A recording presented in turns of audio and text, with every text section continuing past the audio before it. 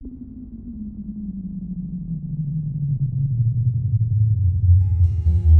you not know? Have you not heard? Hasn't he declared to us from the start of the earth? It is he who unfolds the heavens like a velvet curtain. Lift your eyes on high and see who created these. Lift your eyes on high and see who created these. Shalom, my name is Kerry, Alexandar, and I'm here to do the second video on the Mazarot. Last time we went through it, and I showed you from a scriptural standpoint how that the Mazarot is something that Yahuwah created in the heavens, and he named every one of the stars, and that the stars, the meanings of the stars and the constellations refer to the Messiah. Every one of them refers to him in some way. And so let me just say that the Hebrew Mazarot begins with Virgo, which is, it's in Latin, it means the virgin, and ends with Leo, the lion. Every one of these signs in their original forms has everything to do with the works of the Messiah. Yahushua even declared that he is the first and the last. Isaiah 48, 12, 13, 16, and 17 says, "Listen to me, O Yaakov, and Israel, my called. I am he, I am the first, I am also the last. Also my hand has laid the foundation of the earth, and my right hand has stretched out the heavens. I call to them, let them stand together. Come near to me, hear this. I have not spoken in secret from the beginning, from the time that it was, I was there. And now the Master Yahuwah has sent me and his Spirit. Thus said Yahuwah, your Redeemer, the set-apart one of Israel. I am Yahuwah, your Elohim, teaching you what is best and leading you by the way you should go." Revelation 1, 7 through 8. "See, he is coming with the clouds, and every eye shall see him, even they who pierced him. And all the tribes of the earth shall mourn because of him. Yes, Amen. And I am the Aleph and the Tav, beginning and end, says Yahuwah, who is, and who was, and who is to come, the Almighty." Revelation 22, 12, 13, also on the first and last. "And see, I am coming speedily, and my reward is with me, to give each according to his work. I am the Aleph and the Tav, the beginning and the end, the first and the last." Or Yahushua is declaring that he is the one who does the works that the constellations are portraying. The meanings of the constellations are sown in the names of each star that Yahuwah named. Meanings of the names of the stars are the same in all languages. The Witness of the Stars, written by E.W. Bullinger, is a great work explaining this. Another great work is from Robert Scott Wadsworth and Daniel G. Stockmeyer, in A Voice Crying in the Wilderness. If you want to know the meanings of the stars within the constellations, you can refer to their books. My purpose in this document is to bring out biblical prophecies that are referring to them. I have placed the meaning of the constellations at the beginning of each picture. And this is one of my favorite things. This prophecy that was given to Joseph, or actually this dream, prophetic dream, is really one of the first great manifestations of the sign of Virgo. And let's read it. It says, in Joseph's dream in Genesis 37, 9 to 10, he dreams that the sun and the moon and 11 stars bowed down to him, and related it to his father and his brothers. And his father rebuked him and said to him, "What is this dream that you have dreamed? Shall we, your mother and I, your brothers, indeed come down and bow to you?" See, even though Jacob did not like the dream, he certainly did understand what it meant. The sun represented Joseph's father Jacob. The moon represented his mother Rachel. And the stars represented his brothers. But the dreams said 11 stars, now didn't it? But the 11 bowed to the 12th star, which was Joseph.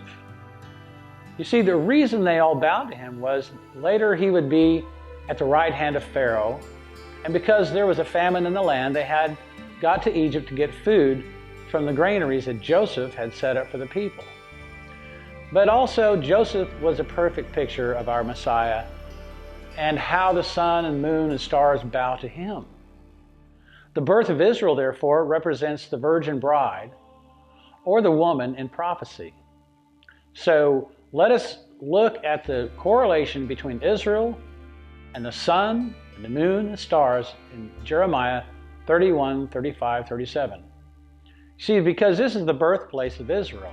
This is Jacob, this is Rachel, and these are their sons, their 12 sons this is talking about.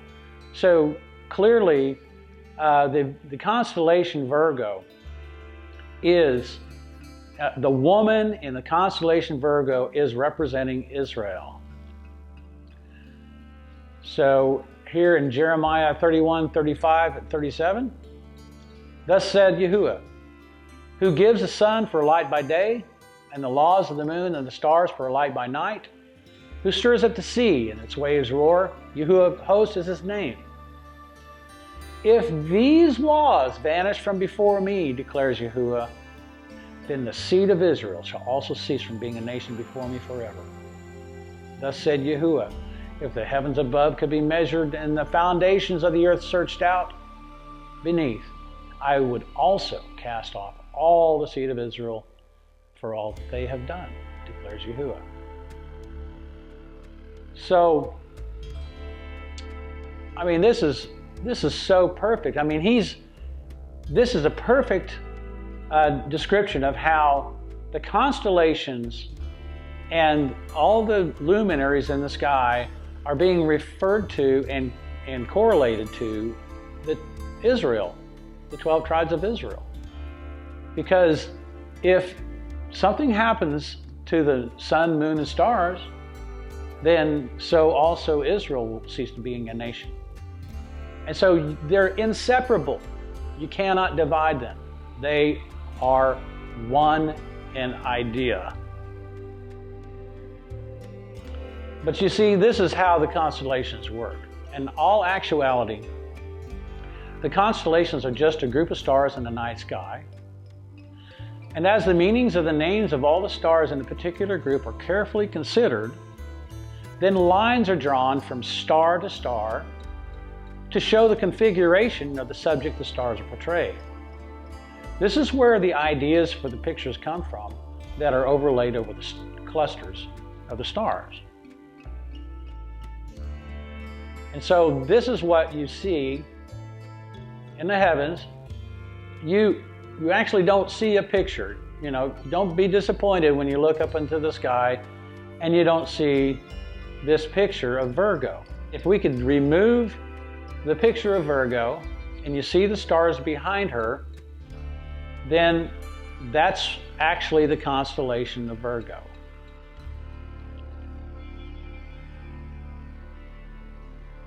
But the brightest star in Virgo is called in Latin Spica.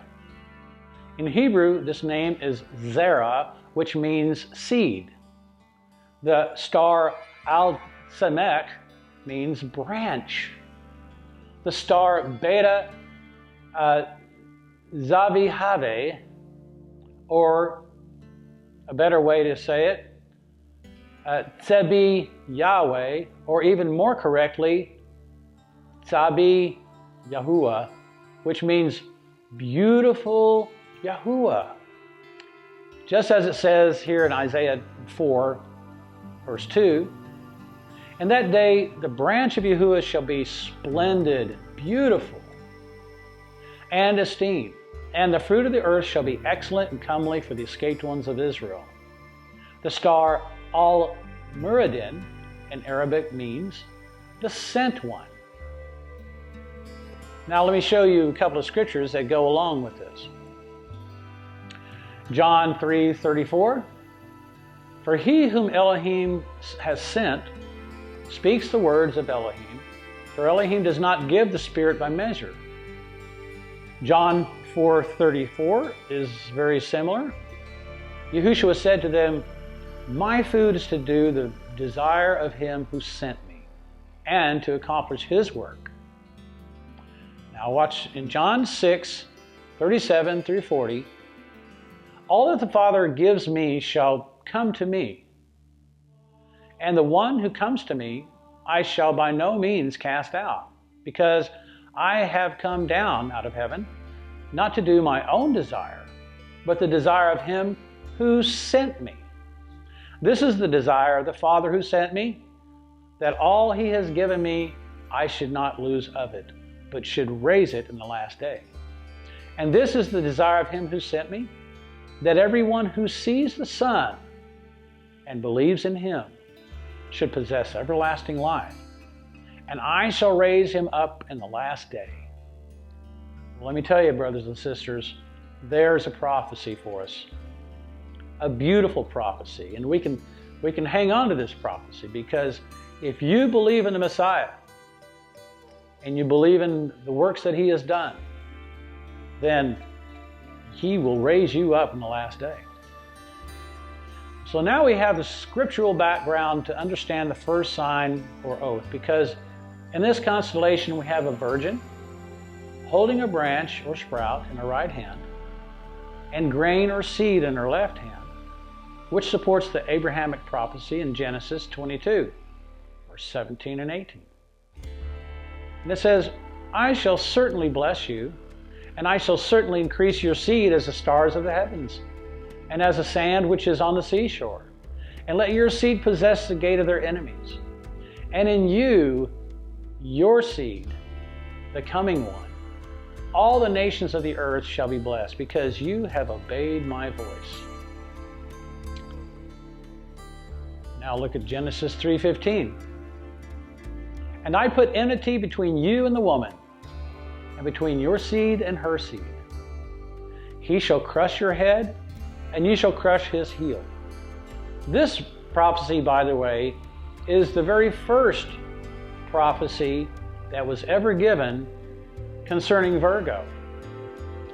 And it's so important that you understand this. This is the beginning of the prophecies of Virgo. Okay, Isaiah 11:1, and this one is right there in the middle. And a rod shall come forth from the stump of the Yeshai, and a sprout or a branch from his roots shall bear fruit. Okay, remember one of the meanings of the names of the stars was the branch. Okay, now the rod refers to the son of Elohim, and the stump refers to Israel being reduced to a remnant because of their sin. And that's seen in chapter 6, verse 13 of Isaiah. Yeshai, King David's father, was a righteous man from Yehudah, and the sprout, or in some translations, branch, refers to the son of Adam. So the branch, son of Adam, came from the righteous remnant of Israel, the virgin. So now we can see how the heavens declare the esteem of El, and the expanse is declaring the work of his hand. Isaiah 7:14. Therefore Yahuwah gives you a sign. Look, the maiden, or more correctly, the virgin, conceives and gives birth to a son, and shall call his name Emmanuel. And the reason I can say virgin with clarity is because this is the picture and the meaning of the stars in the heavens, and this is the definition that no man put on it, but this is the definition that Yahuwah put on this verse, or on this constellation. Isaiah 9:6 through 7. This is another wonderful prophecy, including the child that is going to come from the virgin. For a child shall be born unto us, a son shall be given unto us, and the rule is on his shoulder, and his name is called Wonder, Counselor, Strong El, Father of continuity, Prince of Peace. Of the increase of his rule and peace there is no end upon the throne of David and over his reign, to establish it and sustain it with right ruling and with righteousness from now on, even forever. The ardor of Yahuwah of hosts does this. Revelation 12, 1 through 5. And a great sign was seen in the heaven, a woman clad with the sun, with the moon under her feet, and on her head a crown of 12 stars. And being pregnant, she cried out in labor and in pain to give birth. And another sign was seen in the heaven, and see, a great fiery red dragon having 7 heads and 10 horns, and 7 crowns on his heads. And his tail draws a third of the stars of the heaven and throws them to the earth. And the dragon stood before the woman who was about to give birth, to devour her child as soon as it was born. And she bore a male child who was to shepherd all nations with a rod of iron, and her child was caught away to Elohim and to his throne. Do you see the correlation and how close this matches with the first prophecy in Genesis? And I put enmity between you and the woman, and between your seed and her seed. He shall crush your head, and you shall crush his heel. Well, here in the last days, we are about to experience this great war and this great enmity between the woman, Israel, and the dragon, which is Hasatan. Now we're at the constellation Libra. Weighed in the balance. It's the second main constellation.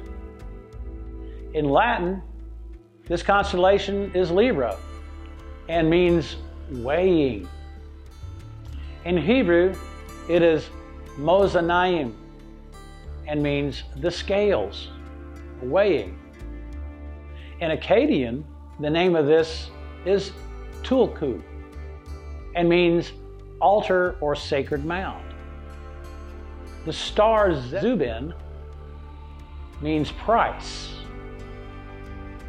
and the star Zubin El Ganib is the price deficient. The star Zubin Akrabi means the price of the conflict or war. And the star Zubin El Khamali means this price which covers. In Hebrew is kafar and means atonement. I don't know about you, but this is totally amazing. Do you see how important the meanings of these stars are? I mean, this is how everything gets put together and is understood. We should never swerve or veer from these meanings, because it takes us away from the original. And this is the sin of Egypt, it's the sin of Greece, and the sin of Rome, that they took these meanings, they changed the meanings, and they also put their false gods in place of the Messiah here. Okay, so now I'm going to show you how the meanings of the names go along with the prophecies.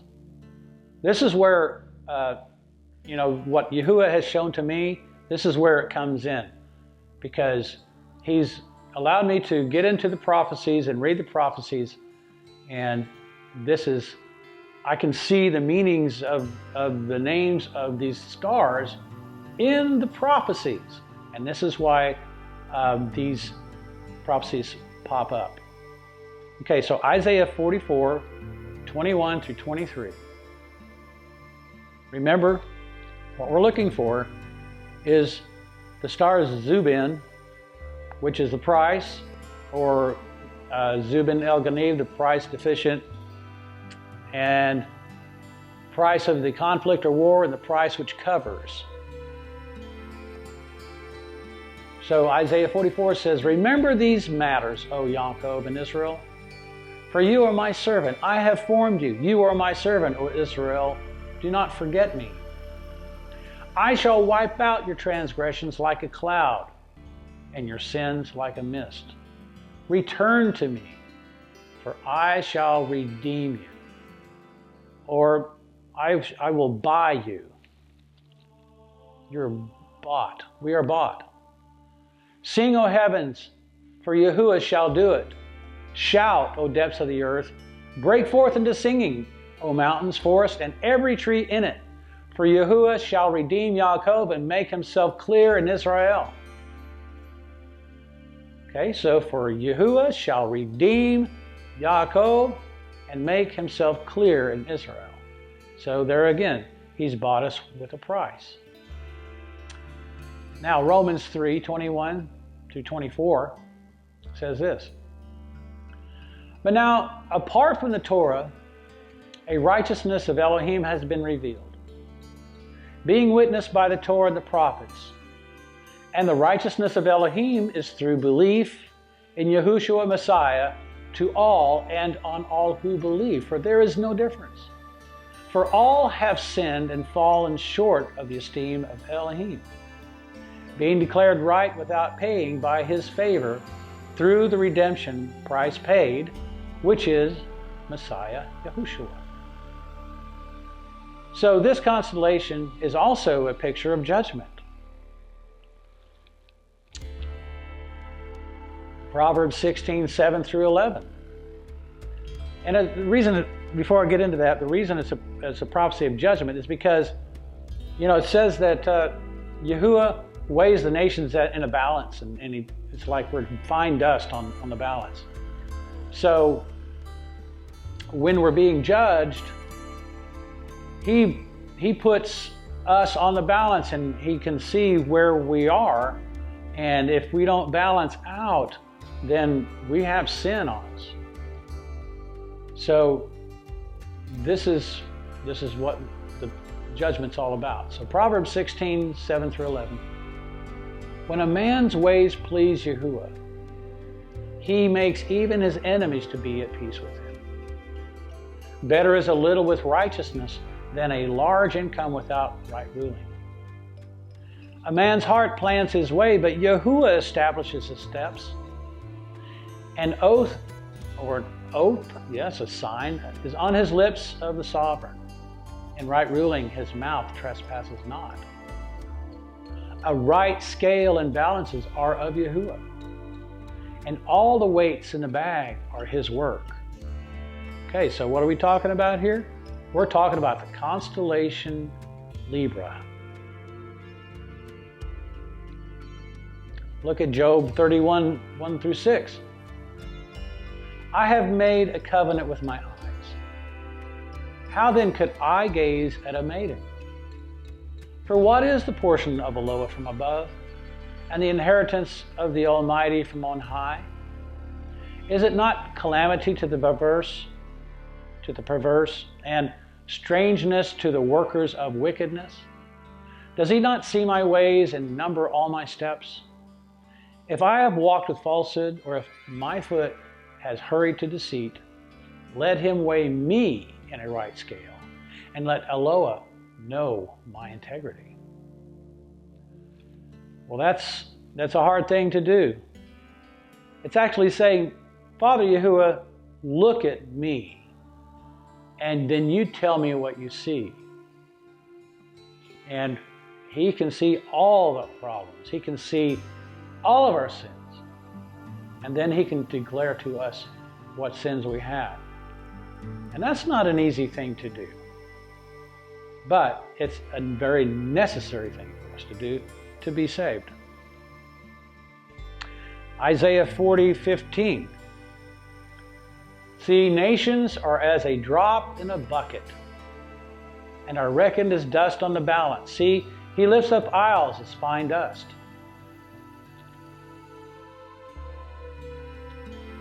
Okay, so this brings us to the third constellation, the third main constellation in the heavens. And this is Scorpio / eagle. And it means the conflict or the wounding. The next constellation, Scorpio, is difficult at best to determine if it was originally a scorpion or not. Many sources say that it was once an eagle, I tend to believe that it was an eagle because of the 4 faces on the cherubim, the 4 living creatures. The cherubim, the cherubim, well, in Hebrew it's cherubim. So maybe this has a dual meaning here. I'm not totally ruling out Scorpio, but based on the fact that the cherubim had 4 faces, they didn't have Scorpio on their faces. Ezekiel 1:5 through 10. And this was their appearance. They had the likeness of a man, and each one had 4 faces, and each one had 4 wings, and their feet were straight feet, and the soles of their feet were like the sole of calf's foot. And they sparkled like the appearance of a polished bronze, and under their wings, on their 4 sides, there were the hands of a man. And each one had faces and wings. Their wings touched one another. They did not turn when they went, but each one went straight forward. And the likeness of their faces, the face of a man, and each one of 4 had the face of a lion, and each on the right side, and each of the 4 had the face of an ox on the left side, and each of the 4 had the face of an eagle on the back. And the reason why I tend to go with this is because these are all constellations. See, the face of a man points to Aquarius. The face of a lion is Leo. The face of an ox is Taurus. And the face of an eagle is the constellation we're calling Scorpio. So all 4 are cardinal points, and they point to specific directions. And according to E.W. Bullinger, the Hebrew name is Akrab, which is the name of a scorpion, but it also means the conflict or war. The Coptic name is Isidis, which means the attack of the enemy or oppression. The Arabic name is Al-Akrab, which means wounding him that comes. Now, Robert Wadsworth, author of A Voice Crying in the Wilderness, stated in one of his teaching at a conference that Scorpio was once an eagle. This seems to fit better because the heavens are the pattern we need to be looking for. The eagle fits better than a scorpion because they're constantly saying to Yahuwah, Kadosh, Kadosh, Kadosh, Yahuwah Shaddai. But like I said, it may have a dual meaning. So for now, I will go with that understanding mostly because of the 4 faces of the cherubim in the scriptures. So let us now see how this bears out in scriptural prophecies, and can we find a conflict with the eagle involved? Isaiah 31:5. Like hovering birds, so does Yahuwah of hosts protect Jerusalem, protecting and delivering, passing over and rescuing. Oh, that's interesting. Think about that. Like hovering birds, so does Yahuwah of hosts protect Jerusalem, protecting and delivering and passing over and rescuing. Well, this definitely shows Yahuwah as being a bird. It's portraying him as a bird. Exodus 19:3-6. Here's another one. And Moshe went up to Elohim, and Yahuwah called to him from the mountain, saying, This is what you are to say to the house of Yaakov, and declare to the children of Israel. You have seen what I did to the Mitzrites, and how I bore you on eagle's wings and brought you to myself. See, he's even revealing that he's this eagle. The eagle is a picture of him carrying us to a safe place. So let's go on. And now if you diligently obey my voice and shall guard my covenant, then you shall be my treasured possession above all the peoples, for all the earth is mine. And you shall be to me a reign of priests and a set-apart nation. Those are the words which you are to speak to the children of Israel. So, here, the eagle is seen to be a blessing to Israel if they obey his voice. But what happens if they don't? They saw what he did to the Egyptians. Here we see two eagles. One represents Yahuwah, and the other one represents Babylon. So, in other words, the eagle can represent two different things. The eagle can represent a blessing to Israel, or the eagle can represent conflict and war to Israel or to another nation. Let's look in Ezekiel 17.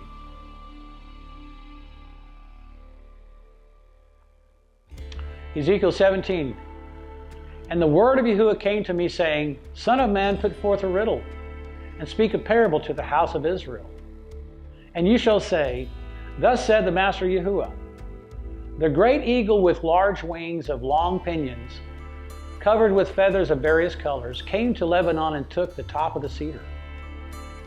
He plucked off the topmost of its young twigs and brought it to a land of traders, and a city of merchants he placed it.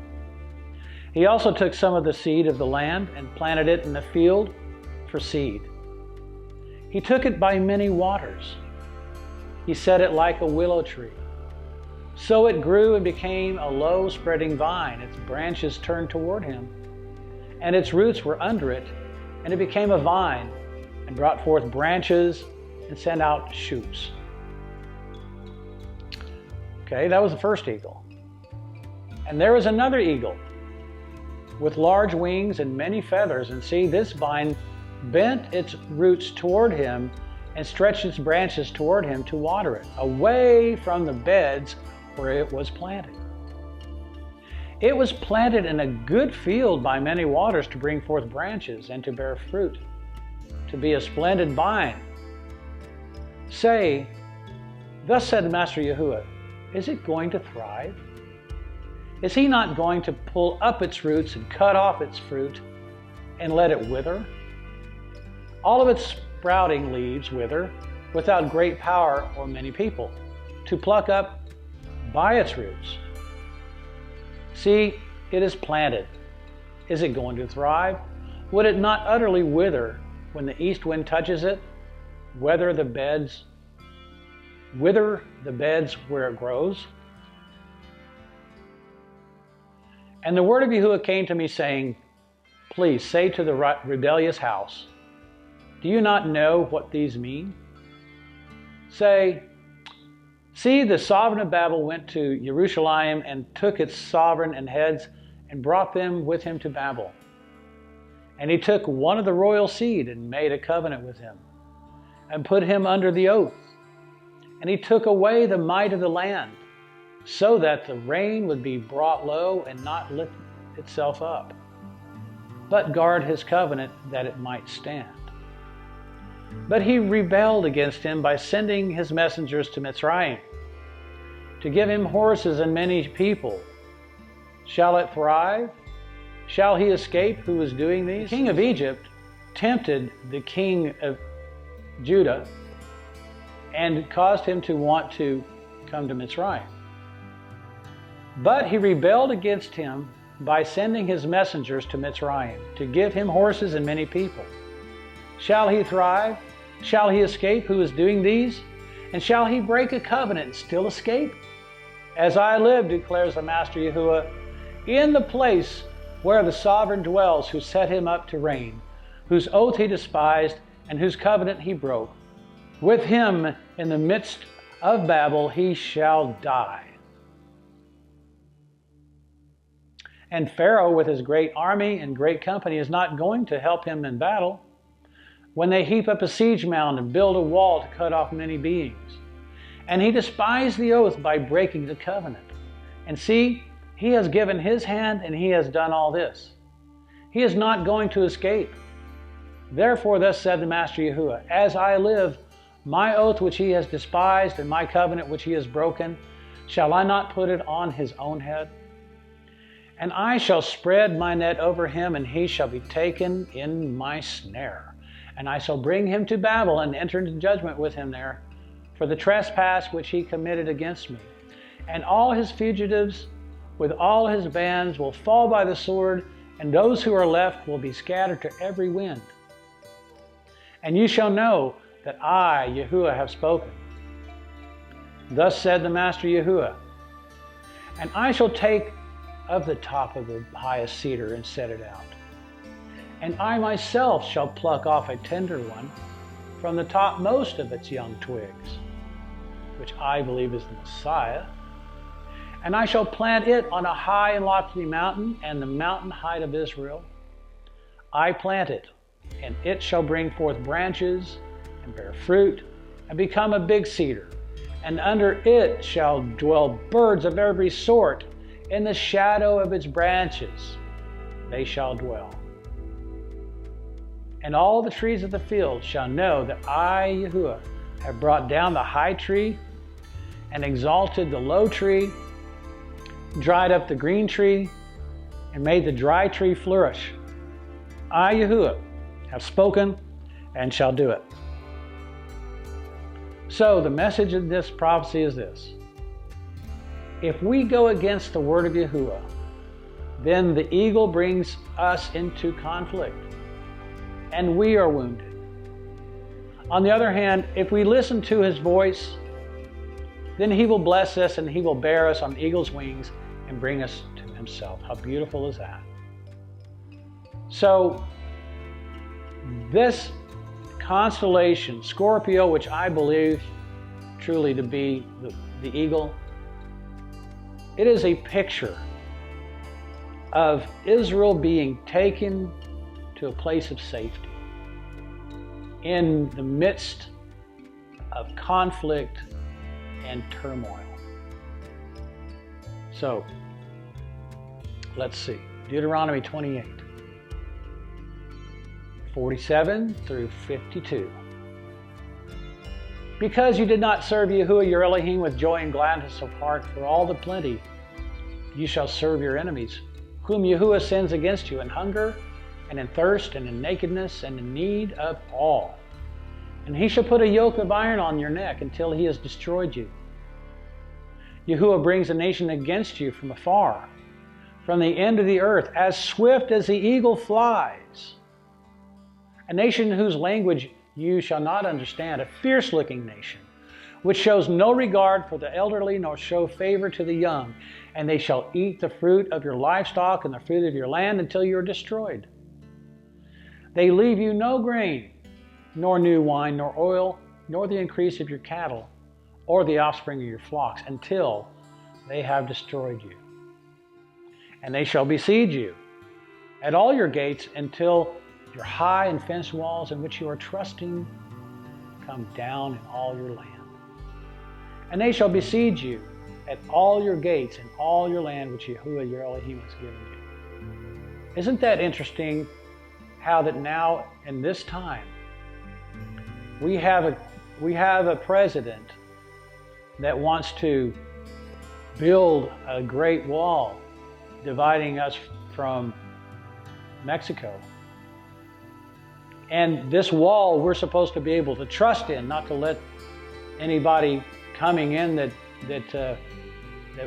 we don't know of. And so it's exactly what it's taught. And they shall besiege you at all your gates till your high and fenced walls in which you are trusting come down in all your land. And they shall besiege you at all your gates and all your land which Yahuwah your Elohim has given you. This is amazing to see this prophecy because it is written so long ago and it deals with us today. Now here's another prophecy, Hosea 6, 1 through 4. Put the ram's horn to your mouth like an eagle against the house of Yahuwah, because they have transgressed my covenant and they have rebelled against my Torah. They cry out to me, my Elohim, We, Israel, know you. Israel has rejected what is good, so an enemy pursues him. They have made sovereigns, but not for me. They have made rulers, but I have not known. From their silver and gold they made idols for themselves, so that they are cut off. Edom is an eagle. So here in this prophecy in Obadiah, it's all about Edom. And look what it says in Obadiah 1:4. The vision of Obadiah, this is what the Master Yahuwah said concerning Edom. We have heard a report from Yahuwah, and a messenger has been sent among the nations, saying, Arise and let us rise up against her for battle. See, I have made you small among the nations. You were greatly despised. The pride of your heart has deceived you. You who dwell in the clefts of the rock, whose dwelling is high, who say in your heart, Who shall bring me down to the ground? Though you raise high as the eagle, and though you set your nest among the stars, from there I shall bring you down, declares Yahuwah.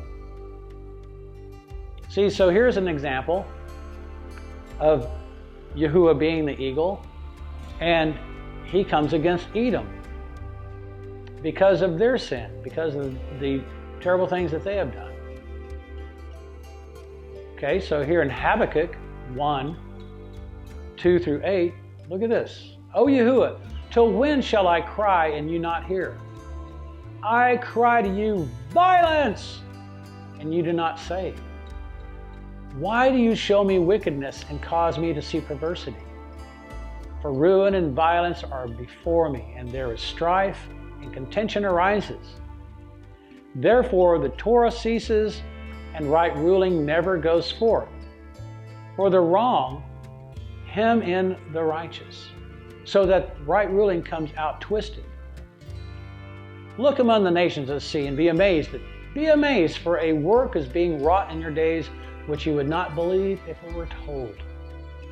See, I'm raising up the Chaldeans, a bitter and hasty nation, who is going through the breadth of the earth to possess dwelling places that are not theirs. They are frightening and fearsome. Their right ruling and their exaltation proceed from themselves. Their horses shall be swifter than leopards, and more fierce than evening wolves. And their horsemen shall charge ahead, and their horsemen come from afar. They fly as the eagle, rush to eat. So, here's a picture of Edom coming against his enemies and flying as an eagle. This also points to this constellation, the meanings that are in it. Okay, Lamentations. Look at this one. Lamentations 4:11-19. Yahuwah has completed his wrath. He has poured out his burning displeasure, and he kindled a fire in Zion, and it consumed her foundations. The sovereigns of the earth did not believe, nor any of the inhabitants of the world, that an adversary and an enemy would enter the gates of Jerusalem. It was because of the sins of her prophets, the crookednesses of her priests, who shed in her midst the blood of the righteous. They staggered blind in the streets. They have defiled themselves with blood, so that no one was able to touch their garments. They shouted at them, Away, unclean, away, away, do not touch. When they fled and staggered, they said among the Gentiles, They shall stay no longer. The face of Yahuwah scattered them. He no longer remembers or regards them. They showed no respect for the priest nor favor to the elders. While we exist, our eyes are consumed, watching vainly for our help. In our watchtower, we watched for a nation that could not save. They have hunted our steps from going in our streets. Our end was near, our days were completed, for our end had come. Our pursuers were swifter than the eagles of the heavens. There it is again. They came hotly after us on the mountains and lay in wait for us in the wilderness.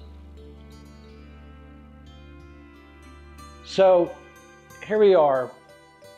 We have verses of scripture that talks about the eagle, that Israel's being born on the wings of eagles, which is a good thing. But then we have verses where the eagle is shown to be in hot pursuit of someone and wanting to come against them and fight them, like Edom and other nations, like Egypt. He came against Egypt, and while he saved Israel at the same time. So this is the message of Scorpio, I believe. And so the next time I do this, I'm going to go through 3 more constellations and try to give you more understanding based on this. So to say, I appreciate you listening. Thank you very much. And I can't wait till the next time. And we will make this a very, very interesting study. In the name of Yahushua, Amen.